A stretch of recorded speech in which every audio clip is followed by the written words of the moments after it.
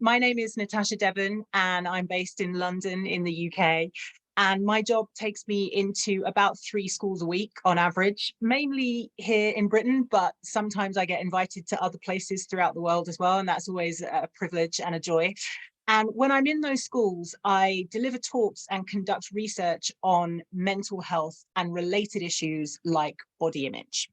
So that's a little bit about me, and I will be chairing the conversation today, which is all about technology and AI and the future of education. I'm going to go around each of the panelists and invite you just to introduce yourself in about 30 seconds, if you can. And I'm going to start with Svenja, if that's okay. Yes, hello everyone. My name is Svenja. So I'm an explorer. I toured the world several times to look at innovative ways of teaching and learning. And I'm the head of the European EdTech Alliance. It's an alliance that represents more than 2,500 startups in the EdTech space. Thank you for having me. Wonderful. Sorry, Svenja, not Svenja. I will bear that in mind. Fernando, I'll come to you next. Hello, everyone. My name is Fernando. I work as a secondary school teacher in the UK. I've been doing this for 12 years. I specialize in language teaching, and but I also do have some responsibilities to mentor my students to enter Oxbridge. I lead some courses on linguistics and on well-being, including mental health and celebrating diversity. And I'm particularly interested in independent learning. Wonderful, thank you. Neelam, I'm going to come to you next. Hi, my name is Neelam Palmer. I work as the Director of Digital Learning and Education with AISL Harrow Schools in Southeast Asia. There's about 11 of them there. They're sister schools of the Harrow School here in the UK. I'm also working as the Chief Digital Officer with EACT Academies here in the UK. Overall, my work really revolves around digital education, online learning, online strategies, and micro-credentials. That is everything that I'm really engulfed in. Thank you. Thank you. Georgie. Hello, I'm also a secondary school teacher. I am London born, but now Essex based. I'm a teaching and learning language specialist, so not just teaching, but learning it too. I'm a Teach First 2020 graduate. I advocate change in language learning. I believe that language learning is underrepresented in the arts, and my dream is to create a language learning multi-arts festival. It's interesting because I'm Essex born and London based, so you and I have done opposite journeys. And last but not least, Timo. Hi, I'm Timo Hannay. I'm the founder of SchoolDash. We're an education data analytics firm based in London. So we crunch numbers about schools. I'm also on the board of Sage Publishing, which is a big academic publisher, and Arden University. And my career has really been in technology, but my original training was in neurophysiology. That's what my PhD is in. So I'm very interested in biological brains and computational brains and how the two interact. Thank you so much. You were all admirably succinct there. And I've been reading up about all of you, and you're all really impressive people. And I wanted to come to, first of all, to Fernando and Georgie for my first question, which is about independent learning. I know that you both have a passion for independent learning. And I was wondering if you could explain to us why you think that is so important and what the power of it can be. I'll come to Fernando first. Yeah, thank you very much. It really is something that I have a passion for, because I also was a learner, and I'm a learner of languages. I'm originally Spanish, and I came to the UK, learned English, learned other languages, and now I teach them.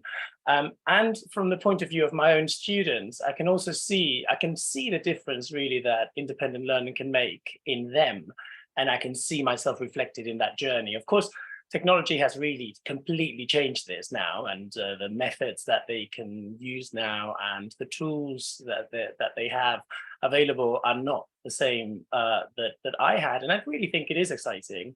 So I would say there are those 2 points of view, and I think I'll just concentrate on the learner first. I think independent learning means you choose your own pace, regardless really of whether you are doing it alongside your formal education. So you might be going to school, But then you also have your own independent project, which is either to increase the hours that you're going to spend on this particular, in this case for me, language, or if you've decided to do it by yourself, to study something that is not available at your school, or you are already an adult and decide to learn a new language.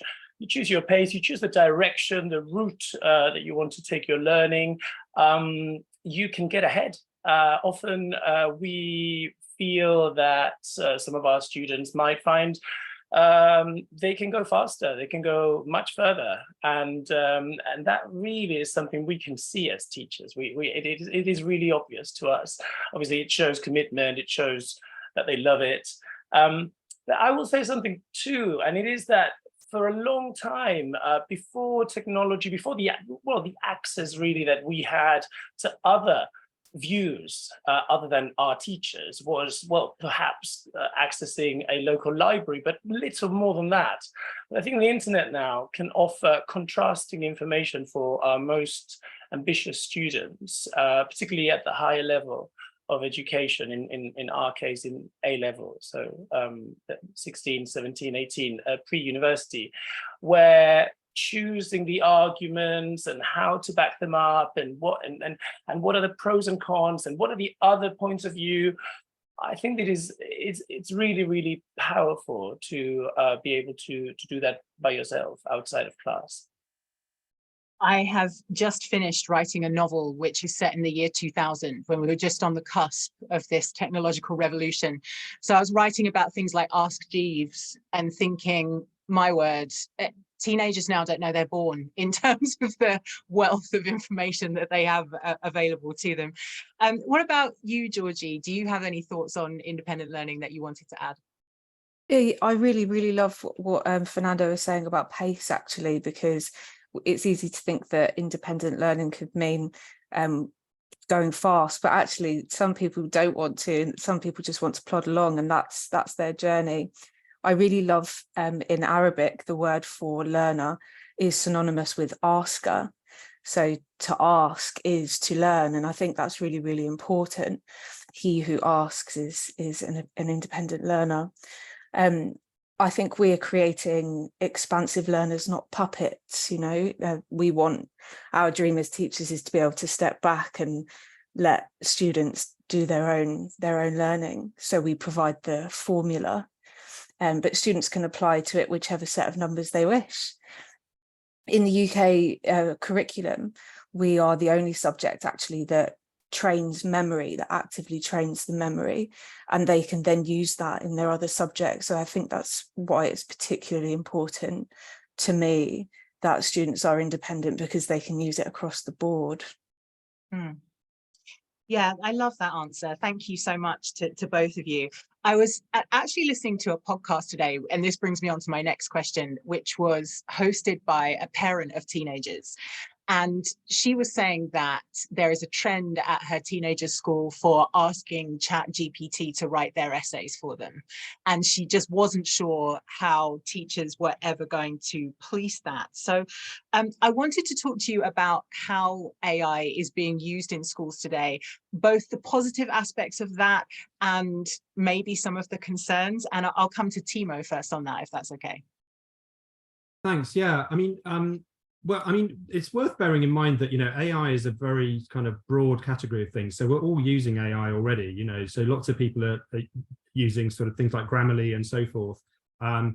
We're already using AI in lots of data analysis. That's probably slightly geekier and more obscure to people, but we use lots of machine learning algorithms in data analysis and so forth. So I think it's worth bearing in mind that AI is very broad. AI is not just ChatGPT, it goes beyond that. That ChatGPT is not the only large language model. Large language models aren't the only type of machine learning, and machine learning isn't the only kind of AI. So it's worth bearing in mind that we're using AI all the time. Google Maps is a form of AI. There's all sorts of things that we're using in our everyday life. I think, but having said that, we're still scratching the surface of how it's being used in schools. I think there's a little bit more progress in higher education that I see, partly because universities are a bit more autonomous than schools tend to be, partly because they also have various resources in terms of they have their own computer science professors and so forth that can help them with it. But we're starting to see some of it, and clearly, just reflecting on what we've just been talking about with independent learning. This is precisely the sort of thing that adaptive learning systems can help with, right? So, we start with sort of adaptive homework systems, but are rapidly evolving into personalized tutors. If you look at things like Khan Amigo and things like that, Khan Migo, I should say, at Khan Academy, I think that gives you a glimpse into the sorts of things we could be doing. But right now, there's not a great deal, I have to say. I mean, they are starting to be used more by teachers, in my experience, than perhaps by students. So I was talking with someone today, just earlier this afternoon, about using it to formulate lesson plans, to even create presentations and so forth. So already people are using it in those kinds of contexts. The teachers here could probably speak to this better than I can, but we do see it popping up, but we're still at the very, very early stage of making the most of it. And one other thing I'll just mention, this is perhaps a bit UK centric, but one of the other data sets we analyze is school spending patterns and school budgets. And we see actually school spending on information technology resources in decline, it's not going up, it's going down because it's being squeezed by other budget lines. So I think one of the other things we need to bear in mind is not just the capabilities and the potential of the technology, but whether the schools really have the resources to be able to invest in them as well. There is certainly, and again, I'm bringing it back to the UK, but I'm sure that we're not the only country that struggles with this. There's a lot of conversations around teacher workload. So I'm sure that having that kind of help with things like lesson planning, for example, would be very welcome in that regard. I want to bring Svenja and Neelam into the conversation now, touching on the future. So how do you think that AI is going to be used in education in the future? I'll come to Neelam first. Thanks. Thank you, Natasha. Just a lovely, simple question for you. I know. What a big question. How can we use AI in education? I mean, I'm just going to echo what Timo said regarding the use of AI in our schools. There is a greater emphasis on the teachers using it at present. And that's not to say that we haven't wanted to introduce it to our students, so very much so. But unfortunately, we've also had instances where students will use it in ways that we don't necessarily want them to use it, to start searching for things that we know could potentially get through our internet filters, because ChatGPT obviously doesn't go through that sort of monitoring and security as you would have on the internet. But, I think there's many ways to look at that situation. Either we use that as a learning instance where we can have the discussions with our students and get them to think about the ethical, the conscious sort of responses they're getting, or have a look at whether it's real versus fake. We've had that discussion about internet news and what's fake and what's real, and I think in a similar capacity now we need to have discussions with our students about whether this is believable or not, whether it's justified or not, whether the responses you're getting are for the survival of the human race, or are we going down a very dangerous sort of path. So it's having these conversations that I think are very important, but we are very much in the early stages, and there is fear. There's a great amount of fear. So people like us in our roles, we have to almost go through a pilot stage, as we did. Honestly, we've just come full circle with the introduction of the internet in schools, and now it's the introduction of AI in schools. And so we have to walk slowly, not run, I think, although it seems like we're running, because our parents have it, our schools have it, our teachers have it, our students have it, and it's all moving so quickly. But so my intention around this is to start the pilots with our students in the older stages. If we don't do it now, they're going to do it at home. And we've obviously had essays that are impeccable, and they've moved from lower sets to higher sets, and we know where it's coming from.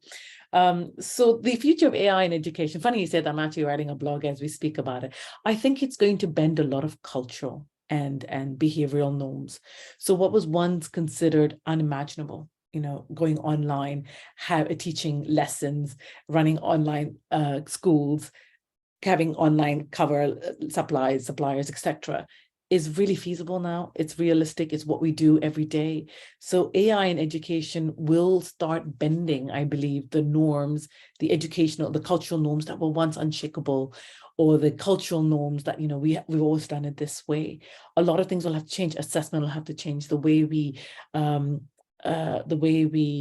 what we teach our students is going to change. In fact, I think it's going to get better because there's a whole host, a whole bunch of information out there now. Like, Timo was saying and Fernando was saying, our teachers can pick up lesson plans, right? So they're going to pick up lesson plans from everywhere because there's so much information going into their present. So it's just scraping tons and tons of whatever information you put in there. So I think there's two ways to look at this. Either we embrace it positively and find the best out of it, or we continue talking about cheating and plagiarism and have a really negative slant on it. That's not to say we don't be skeptical. We should be. But it's here. It's out of the bottle. It's unleashed. So let's work with it in a manner that our students can embrace and our parents can embrace with it and continue to give them the skills they need moving forward.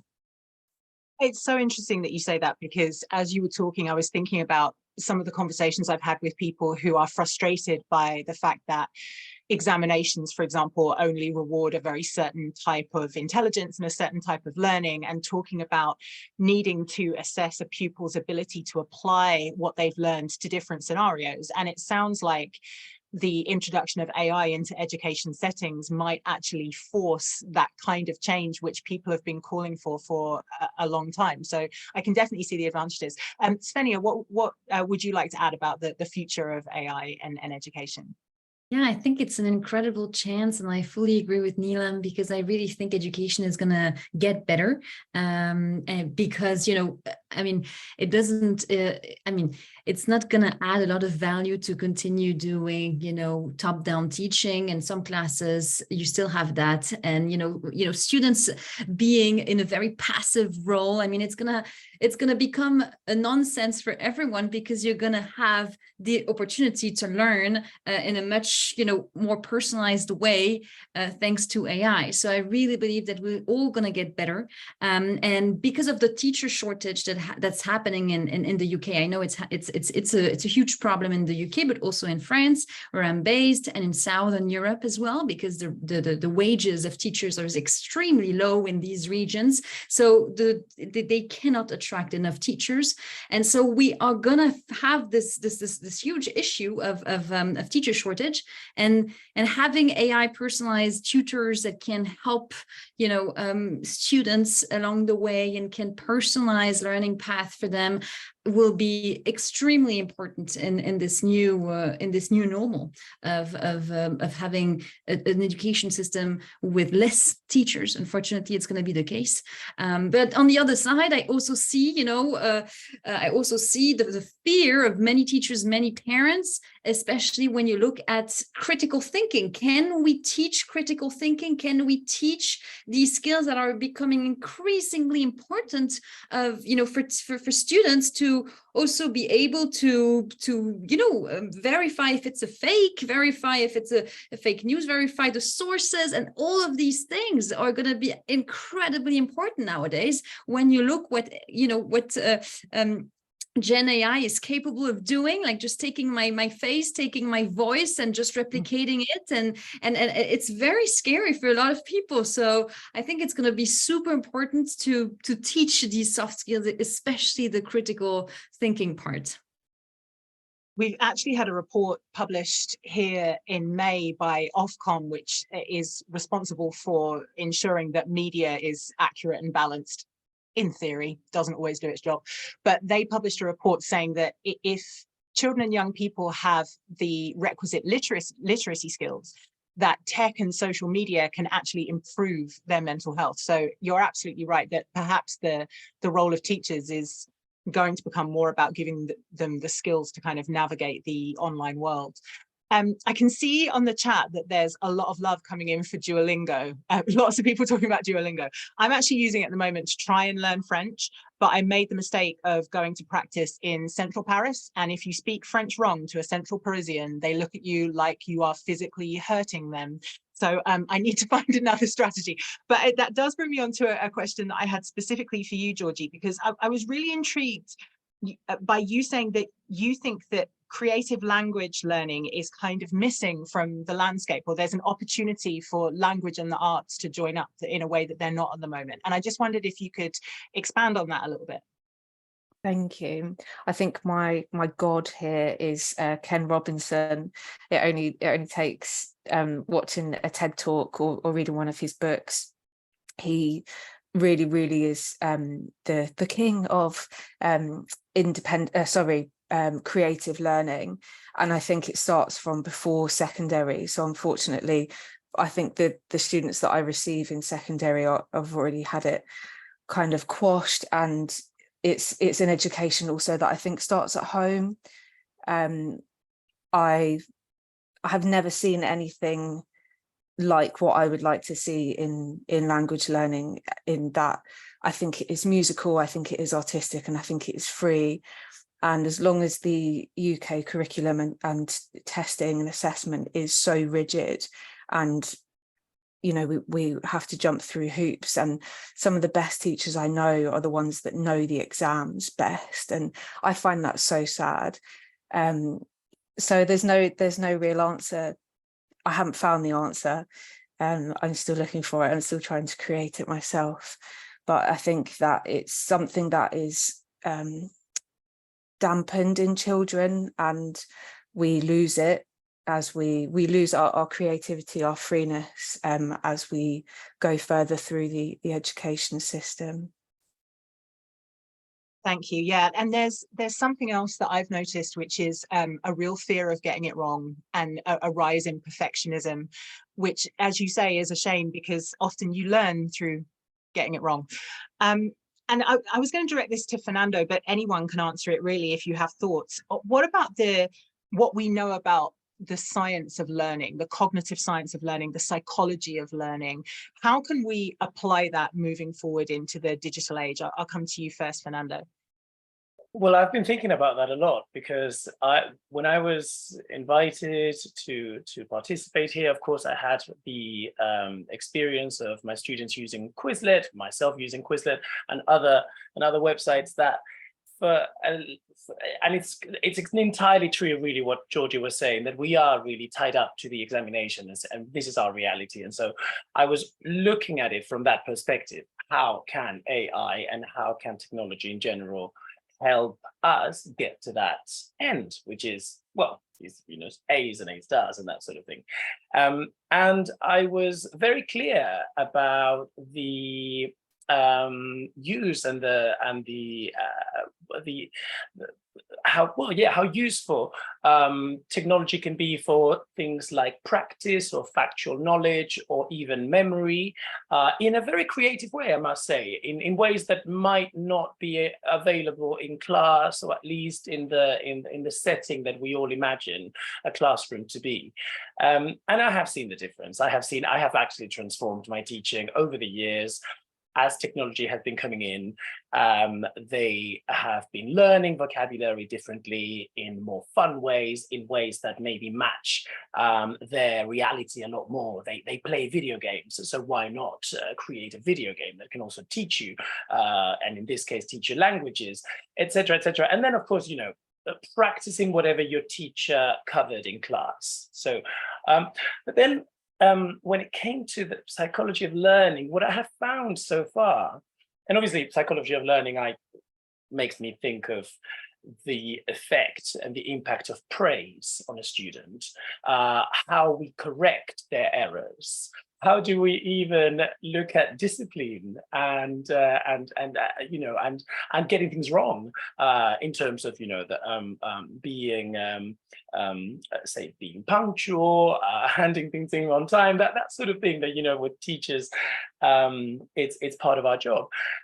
I have doubts about what I've seen so far with AI, you know, and then the way that it addresses us seems at the moment still, from what I've seen, and again, I haven't seen everything, to be just a little bit fake, just a little bit underdeveloped, shall we say. There's something else that I know it's not related entirely, but it is linked to this one point, and it is that in my school, we've started using AI for writing reports. It is incredibly time-consuming to write a whole paragraph for each of our hundreds of students, sometimes twice a term for some UK schools. And it helps. It's been fantastic for our balance of work and life. But it really does sound like a really boring teacher is writing that report. So I do think that humanity part that I really enjoy so much, of being in class, there's something I really strongly believe in this. I think we respond as learners, well, as humans, but we respond as learners to emotionally to that humanity in our teacher. And we recognize that fellow human in that person who is transmitting knowledge to us. And so I think this is very powerful, and it can be very impactful. And often when students write postcards to you and they remember you and they thank you for what you did for them, they are not talking about the lists of vocabulary. They are talking about that emotional input that was there for them, particularly for them, for that individual. So knowing your students, using humor, having very personalized, well, almost inspiring each one of them in a way that is customized because we know them well. So as long as AI is not able to emulate really a human in that respect, I don't think that it's going to be equal in that respect to a teacher. But I do think that there's a lot already, and there's a lot that it could still develop and do to help us in our work and to help students. And Natasha, we all, can I I come in think, at this point? yeah, I'm of course you can. Yeah, I'm I was sorry. just going to say we all have moments that we remember, I'm sure, of connection with teachers or wisdom that was imparted that had nothing to do with the curriculum very often. So as you say, there will always be a role for human teachers. Sorry, Timo, what were you going to say? No, not at all. Sorry, I interrupted you. No, I'm just reflecting on what Fernando was just saying, also what Georgie was saying, and the question you posed a bit earlier. I think it's really important to appreciate that nothing is predestined in terms of how we use this technology and how the technology is developed, right? It's in our hands, in our collective hands. We don't always feel like we're in control of this, but ultimately we are. I do think there are some key opportunities. So particularly and now I'm speaking as a former neuroscientist in part, right? Learning is not compartmentalized in the way that we compartmentalize education, okay? So, and by that I mean, it doesn't break neatly into subject discipline boundaries, and it doesn't stop at age 18 or age 21 or whenever you leave, right? So I think there's with sort of adaptive personalized learning that is now sort of within reach, I think there's an opportunity to help learners of all age and all persuasions to be able to explore, for example, the boundaries and the crossover between traditional disciplines. And when you get out into the wider world, you know, being interdisciplinary is seen as a key skill. It's almost like we build up these walls during the course of people's education, and then we spend the rest of their careers sort of trying to tear them down again. And I think there's an opportunity to do learning in a more adaptable, more flexible style, more all-encompassing style. For example, maybe there's going to be opportunities for doing more Socratic learning, you know, sort of discursive, debate-based learning with, you know, with an AI, not necessarily with a human being, right, in order to be able to explore ideas and learn things. And I think there's also, I mean, we're talking about Duolingo, those sorts of things. You know, these are key examples of not just young people learning, but of lifelong learning, right? And I think those are key opportunities. But I did also just wanted to reflect on what Fernando was talking about, because I think it's super important that that's only going to make, so the use of AI in not only in education, but in sort of post-education life and in people's careers is only going to make those human skills even more important. You know, the ability to be articulate, to be self-confident, to be self-starting, to know how to learn, those sort of metacognitive skills, as well as the skills of cooperation and trust and all of that kind of thing. And that means that human connection that Fernando was talking about becomes all the more important, not less important. So I think, you know, it's almost like we can take care of some of the mechanics of learning through these AIs, but it makes the human side and the development of the young person's human side, but also the connection with their teacher, all the more precious, not less so.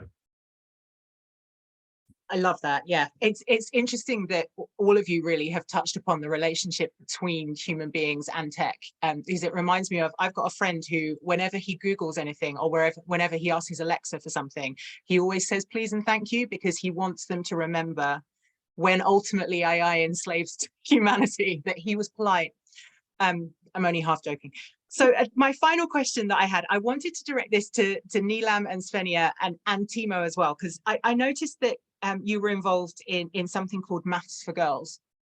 And there is a huge conversation happening all over the world as well as here in the UK, about getting more girls and young women into STEM.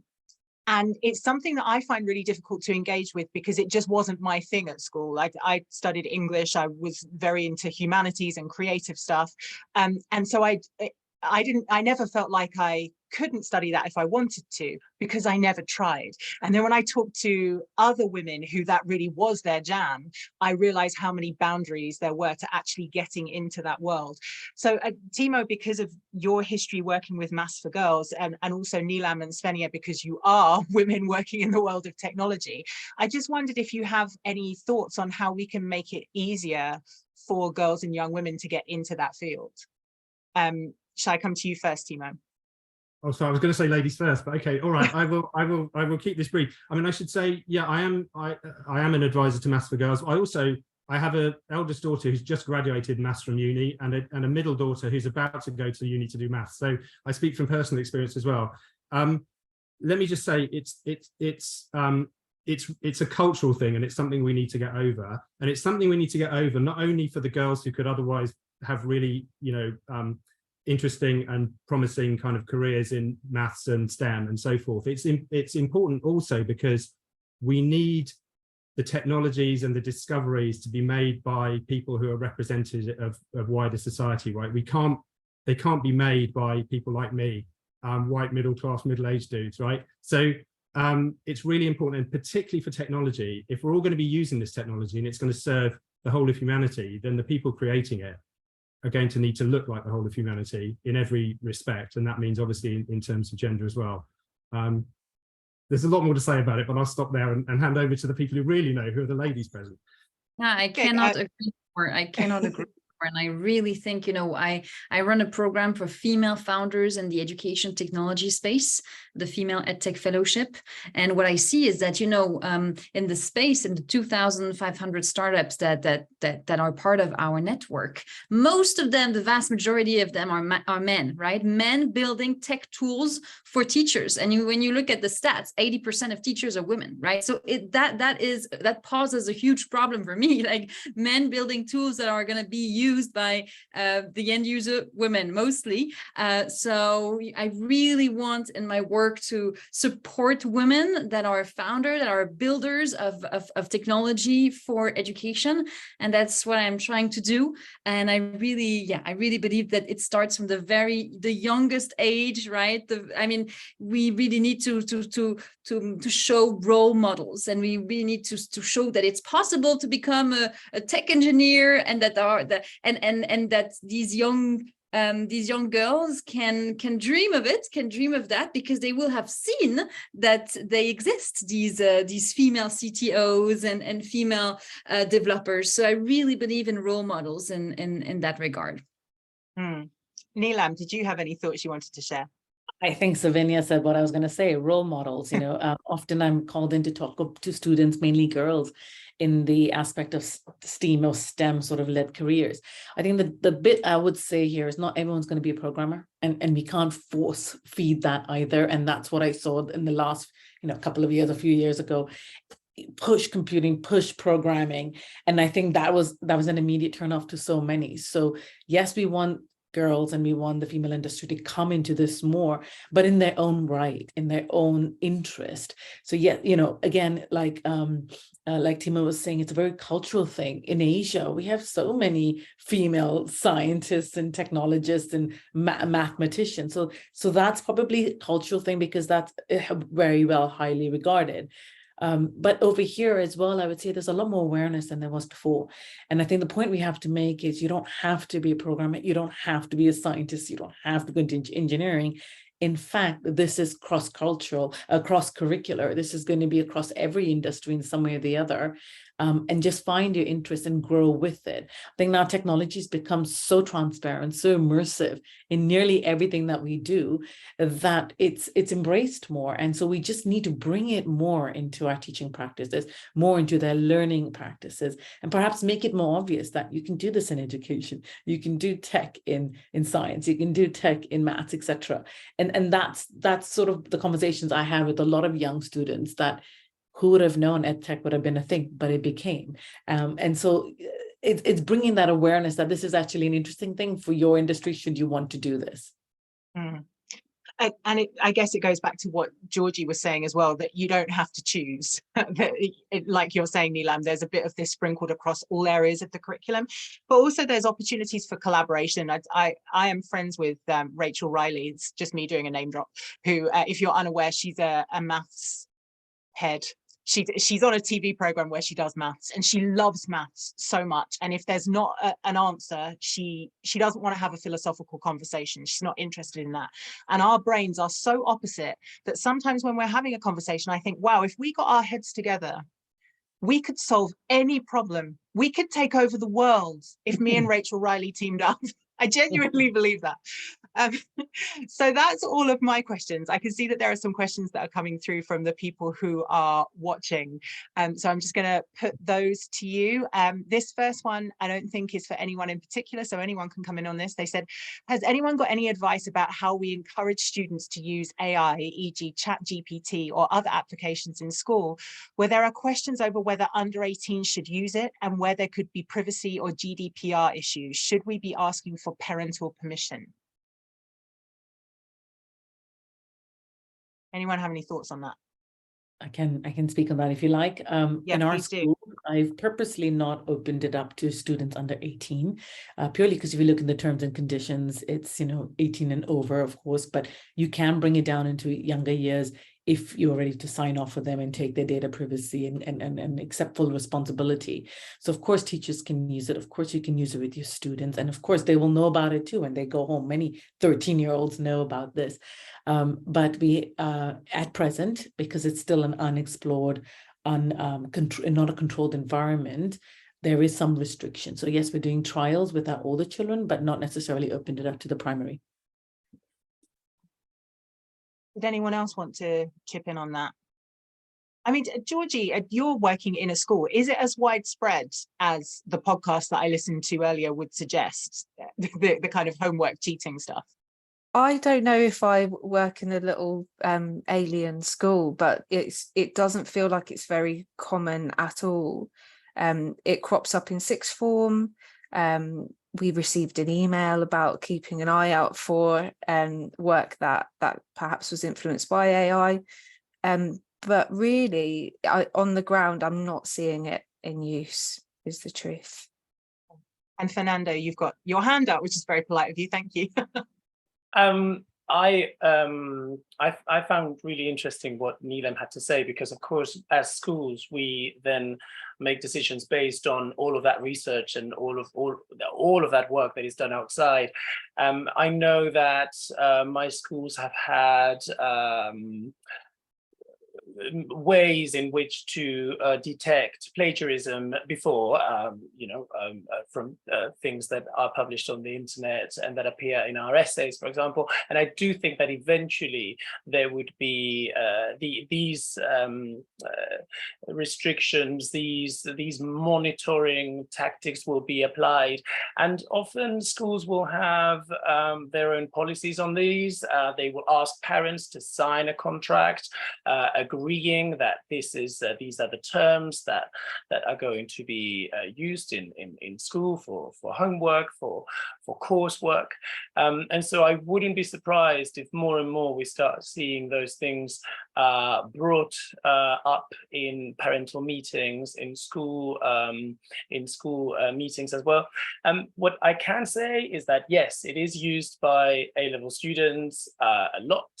I wish I had spoken to some other teachers from other subjects about this, because what we can do in language teaching is just to make them write the essays in class, so we know that they are not. I mean, it is, it might be a boring way of spending 15 minutes or an hour, however long it takes for them to write whatever we ask of them, but it is the only way we know that it is their own work and those are their words. I don't know how they do it in other subjects, but I imagine that you'll always have that risk. Thank you. Our next question is, do we believe people learn in different ways? If so, would AI allow for personalized education? It's an interesting question. Does anyone have thoughts on that? Oh, Timo, when you raised your hand, you went into a different part of the screen. Oh, did I? Okay. Yeah, Wow. it was very discombobulating, but you're back now. Yes, Timo, what would you like to say? Maybe I shouldn't do that again. Okay. So I think the different learning kind of styles thing has been a bit overstated, is my understanding of the research. On the other hand, I think it's certainly true that different people can benefit from different pathways through a particular subject domain, if I can put it that way, knowledge domain. So different people, so, you know, we all learn in a variety of ways. Some people maybe have slight preferences for certain styles of learning versus others, but I wouldn't want to overstate the difference. You know, in essence, we all learn relatively similarly. But we come to a particular situation with very different experiences and different prior levels of knowledge and different levels of interest in different things. And so I do think there's an enormous opportunity for sort of personalized pathways of learning, if I can put it that way, as well as, you know, catering, if you like, for different learning styles or different preferences. Do any of you know what the research says about neurodivergent people and learning with AI? Is there anything in that area that you can share? No? Okay. And then the next question is, I see that AI can help students improve existing writing and critical thinking skills depending on how it's used to supplement writing instruction. However, I teach within humanities, social studies at the secondary level, and have many students who cannot read or read so far below grade level they cannot complete work in a writing heavy subject. These are students most likely to use AI to cheat. They put that in inverted commas. Do you have any ideas for dealing with basic literacy issues, work avoidance, cheating, and using AI with integrity?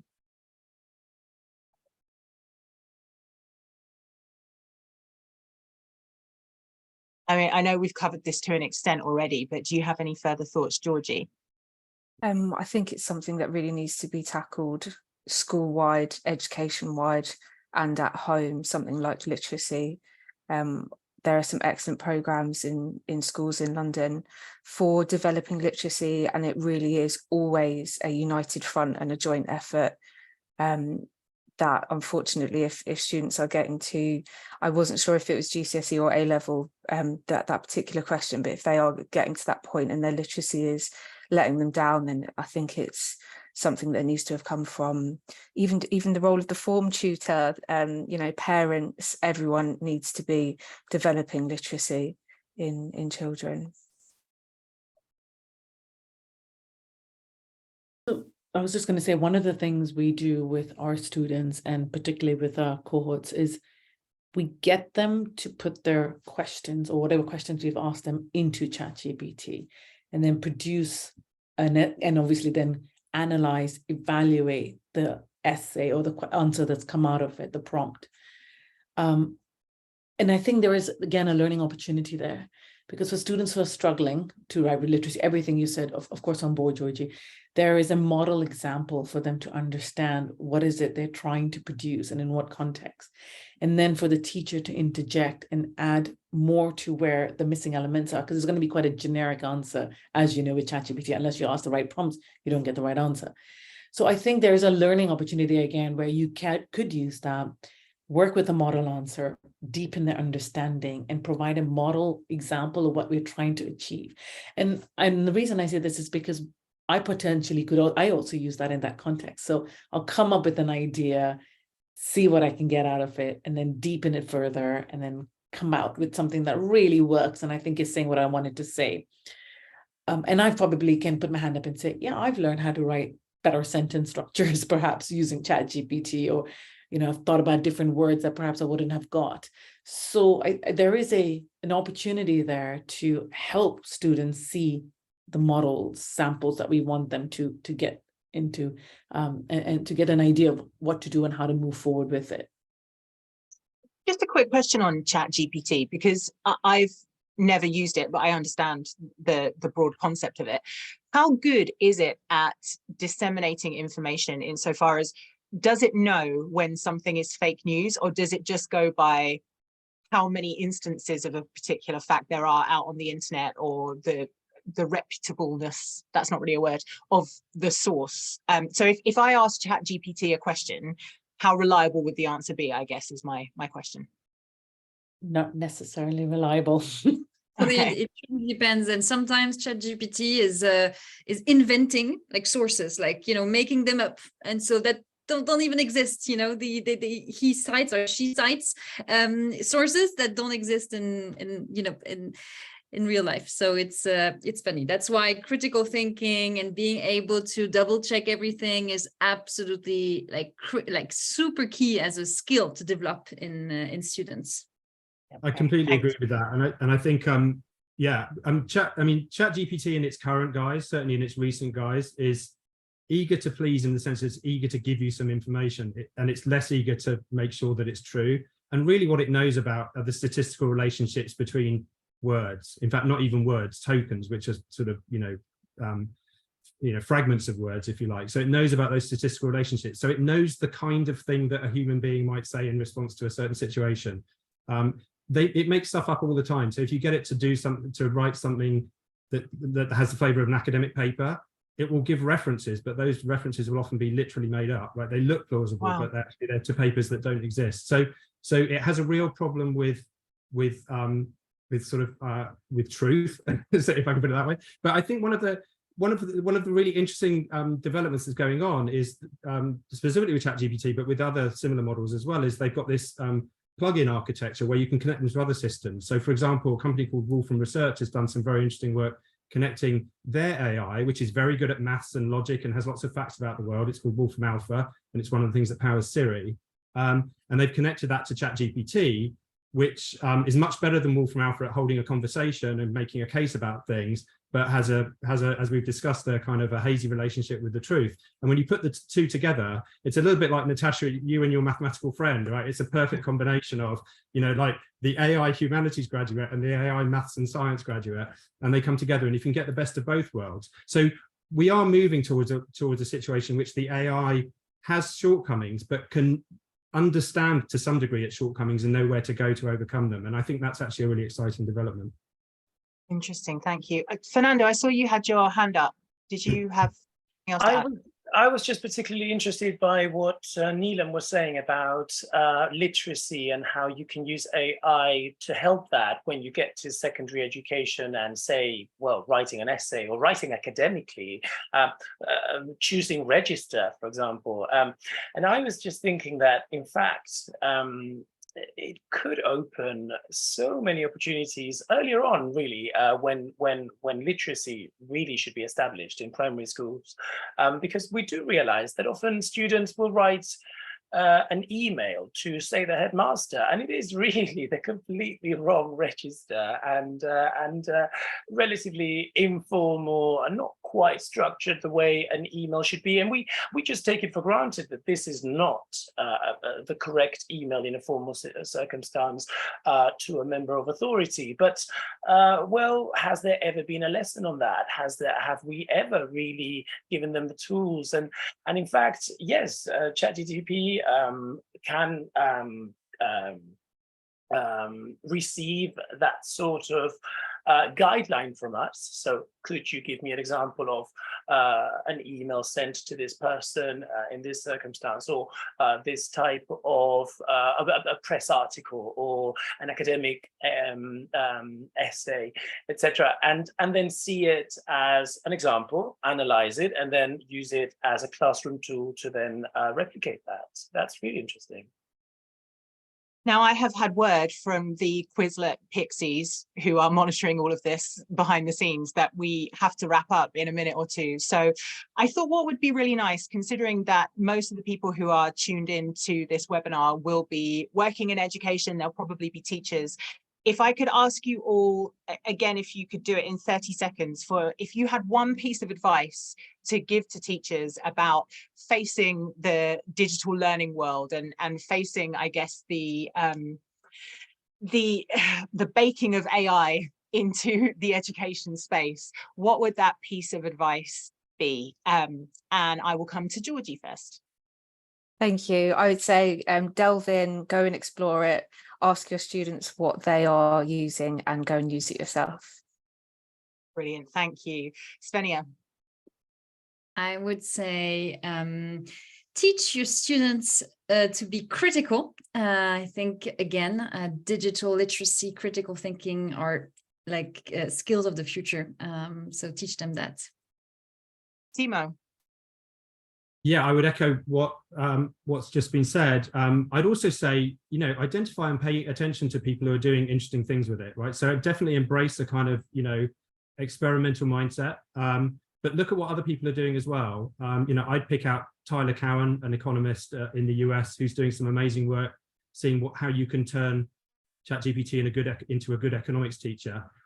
There are many other people doing very interesting work, but have a look. Identify the people that are doing stuff that resonates with you, and follow what they're up to. Thank you, Neelam.